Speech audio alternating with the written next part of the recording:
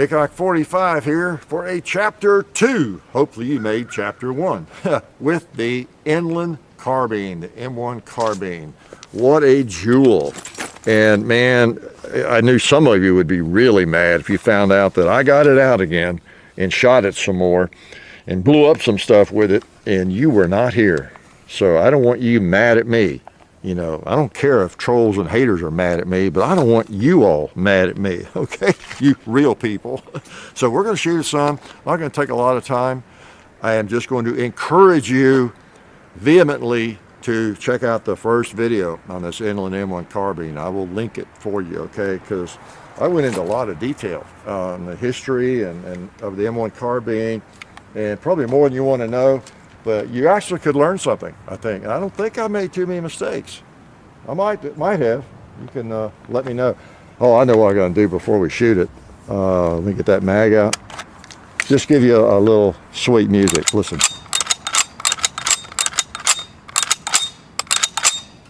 Is that a beautiful sound or what? Am I sick or what? Yep. Don't have to answer that one, do you? All right. That was a nice sound too. So, here's an even better sound. The sound of a 30 carbine going through a gallon jug of water. Or through a 2-liter. Woo!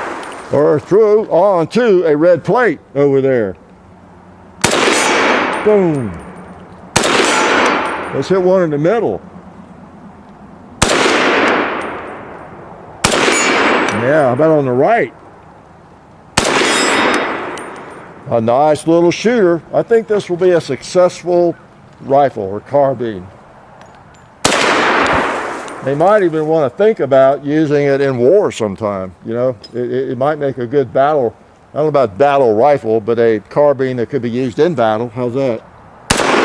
Or for bowling, or for pot smoking. Yeah, here's some more pots. Doggies. We're shooting 10 cans. See, it went right through the can. It hit it again. Yeah, that one knocked it off. All right, let's put a couple on the target. Let's don't and say we did. Yeah, I put a couple on the target now. You know, with the M1 Carbine, it doesn't generally lock the slide back. You got that little button. There you go. Yep. Push down on it. There's a little notch there. Oh, it's back there a little further. There you go. Holds it back. I think that might be a GI magazine. It's made to look like one. I think it is one. That's one of the weaknesses of this firearm are the magazines. If we have a malfunction, I mean, it's pretty much magazine related. I think is usually the case. What should I shoot? I don't know. It's got a little ambiance out here. 1911. I think maybe whoever was carrying this rifle or this carbine, in World War II, Korea, wherever, all it was carried, might have been carrying something like that. You think? 1911?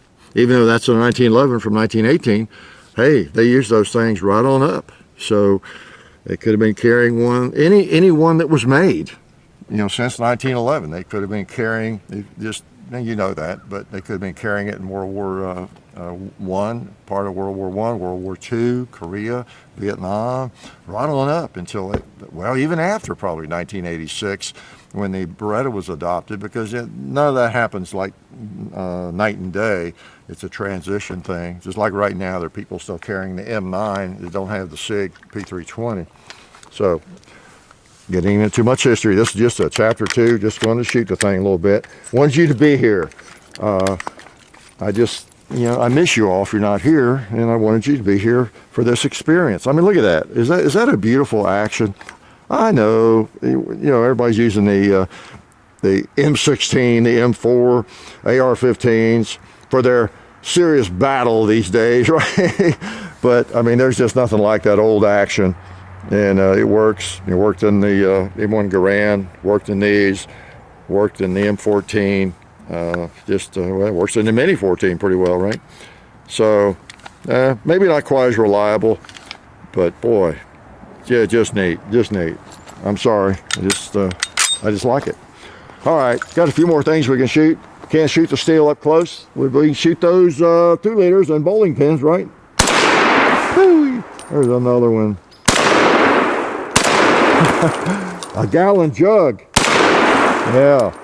Oh, I see a 12-ounce can or two. Oh boy, there's one hiding over there. Bowling pins. There's one sitting there that needs to be knocked off. Another one. Oh, and let's see.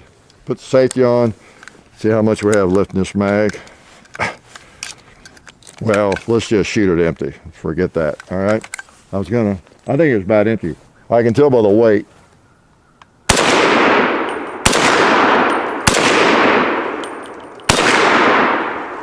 Oh, we had a malfunction. Okay. Remember that? Y'all remember that magazine now. It's got an OK on the bottom. So I guess this one's supposed to be okay. It's all right. Yeah, I was going to shoot the cinder block, but I thought, well, I just got one round probably left or something like that. And I was fooled. It had a few more rounds than I thought. Not that I'm ashamed of myself, because I can't weigh the difference between like 2 rounds and 4 rounds in a gun like this. But let me load it up and shoot it again. Before I do that, though, I also want to thank someone else that helps us a lot, APMEX.com. Links in the description. Check them out. If you're not familiar with APMEX, American Precious Metal Exchange, they've got everything. Bullion coins, numismatic coins, you name it. And that's a silver bullet, actually, they make too. But they are, I mean, they are, if you have ever ordered online, that kind of thing, I mean, they are like one of the premier outfits online. You know, so I know some people haven't even heard of it probably, so they wonder where they came from. Well, if you have ever ordered precious metals, silver dollars, anything like that, so I'm going to see if I can find that online. You probably ran across them, okay? All right, let's shoot one more time, or maybe 2 more times. Let's see, let's try some of this soft point. We're not hunting, but let's shoot a little bit of it. Okay, if I shot the target, oh, I clicked, I think. I was about to, and I got a click instead of a bang, right? So you want to count your rounds, right?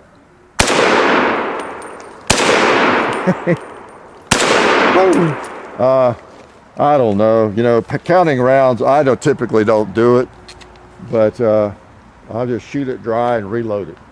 Let's go back over there to a red. Oh, you know what? This is pretty hot round, but I think on some of those hardened steel targets, it'd be okay. So I'm going to knock down that turkey on the top row. If I can.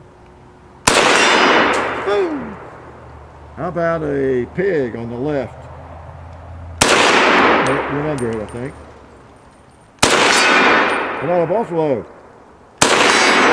And a lamb. Let's hit the gong a couple times. Make sure the gong knows we appreciate him. There we go, assigning gender again. We need to have a survey and maybe let you all decide what you think the gong is, because the gong has so much personality. It's been such a part of our endeavors here for so long. I'm not really sure whether to call it a he or she, but I feel like it needs that identity. All right, red plates.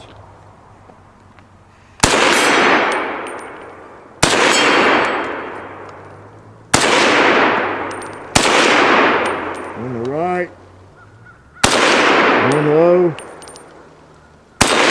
Boom. Take kind of a 6 o'clock hold. Works pretty well. If I miss, it's because I was holding too low usually. So, yeah. You don't get the slide lock back, but I don't know if anybody makes any magazines where that happens for these, but yeah, that's okay. I'm not going to war with it, as I said in the first video. And I will link again to this. I'll link to any videos we have with this firearm, okay?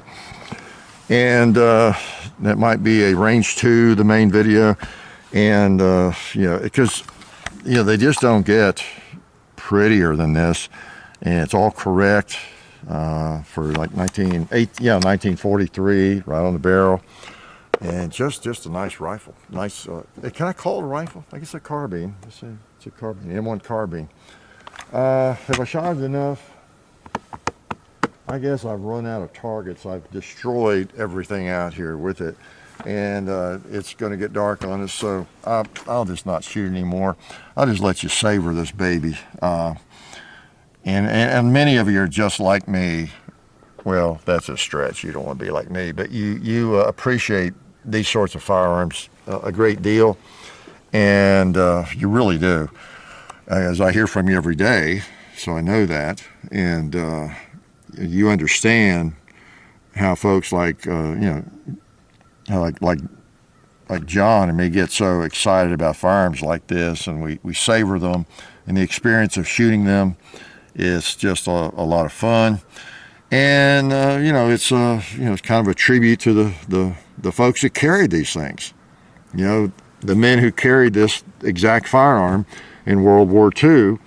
So of course we hope we honor them by keeping it alive and shooting it and showing it to you all and to people who maybe have not seen it as much or don't have a lot of experience. You might be relatively new to shooting and firearms. You're young, maybe you're old, and you're looking at this this is the first one you've seen fire. I mean, I know that seems almost a stretch for a lot of us, but no, you're talking about thousands and thousands of people and looking at videos, and there are people with all variety of backgrounds in firearms, right? And so this, for some people, this is the first time that you have seen an M1 carbine being fired and have heard anything about it. Yeah, I mean, I'm pretty safe in saying that. So all the more reason to go to the links in the description and look at the first video we did with this firearm, the Inland M1 carbine. Okay, so you can actually learn something about it. Today, chapter 2s, we're just bringing them out to enjoy them again, partly for my benefit and for yours. It's just mutually beneficial, hopefully, because I enjoyed it a great deal, and I hope you enjoy seeing them come back out. Because I don't know, we may end up with a chapter 10 on this video, okay, before we're finished with this firearm. So anyway, the M1 carbine, a piece of American history, as well as some other countries. We sold these to other countries. They were used by other folks. And again, for one last thing, this thing is so convenient and it's so light. It's definitely clear. I mean, you put it on your shoulder and it's like an AR-15, even lighter. You don't even know you have the thing. And just a really desirable little firearm that's going to fit just about anybody. The only people who are going to have issues with it are large size people like myself or John, and he knows I can shoot it okay, but if I was going to battle, I'd get me an extender for it. So M1 carbine Inland, I go over all the stuff you want to know about it in the earlier video, but I just had to get it back out on this beautiful day. A little cold, but doesn't matter. Lots of fun. Life is good. Oh yeah, that's better. This is a great gun for defense. Oh hey, didn't see you guys there. While I've got you here, I want to remind you of our friends over at Talon Grips and Ballistol. Talon Grips makes grips, can you believe it, for all different types of firearms. You can get rough texture or more of a rubberized texture. It just sticks right on there. Really affordable, really cool option to improve the grip for your handguns or rifles. So please check them out at talongungrips.com. You'll be glad you did. And also Ballistol. Dad has been using Ballistol for many years. It's a cleaner and a lubricant, and it's non-toxic. It works really great, and we're happy to have them on board since it's been a part of our shooting endeavor for a very long time. So go to ballistol.com, talongungrips.com. And also, while you're out there, I'm juggling all these things here. Also, while you're on the internet, please do check out our other social media like Hickok45 on Facebook. There's also Hickok45 on Twitter, The Real Hickok45 on Instagram. There's a John_Hickok45 on Instagram where I do some things. There's Hickok45.com.